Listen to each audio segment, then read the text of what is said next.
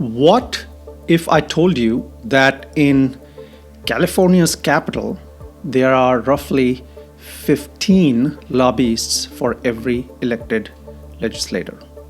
About one lobbyist for every legislative staffer. Not elected, not accountable to voters, but always present. This is why insiders call them the third house. There's the Assembly, there's the Senate, and then this. In 2024, over $540 million was spent lobbying California officials. Not campaign ads, not elections. Direct access to the people writing the laws. This isn't occasional influence, it's continuous. Lobbyists are there every day, tracking bills, meeting staff, shaping outcomes early, before most voters even are aware. Now, add a second layer. Outside the Capitol, Super PACs, independent spending, dark money, unlimited funds basically, but limited transparency. So, the system runs on two tracks. Inside pressure, constant and embedded, and outside pressure, financial, overwhelming, especially during elections. But money isn't the only form of influence. Some groups don't spend the most, yet still shape outcomes. Think of, for example, the ACLU. Across dozens of bills every session. Testimony, legal action, coalitions, they do it all.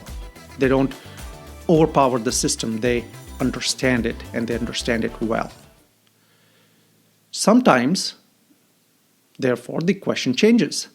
The question isn't who's spending, but who is always present, who understands the system. And that brings us to the voter, because the third house doesn't require your attention. It assumes your absence.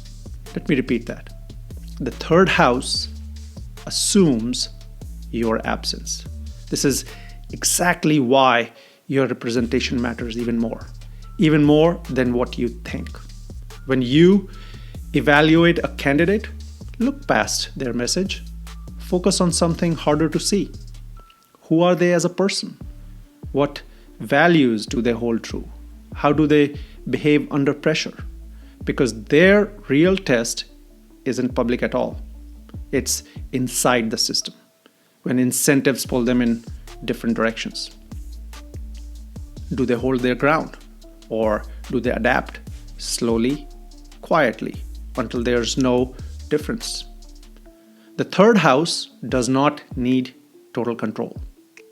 It just needs to be more consistent than the average voter like me. Most of the time, it is. So at the ballot, ask a different question. Not just, do I agree with this candidate, but what will they become once they enter the system? Because in a system shaped by constant pressure, independence isn't declared. It's demonstrated over time. I'm sure, just like me, you have friends who hate politics, but value focus and clarity over noise. Share this dispatch with them, and do not forget to subscribe. Until next time.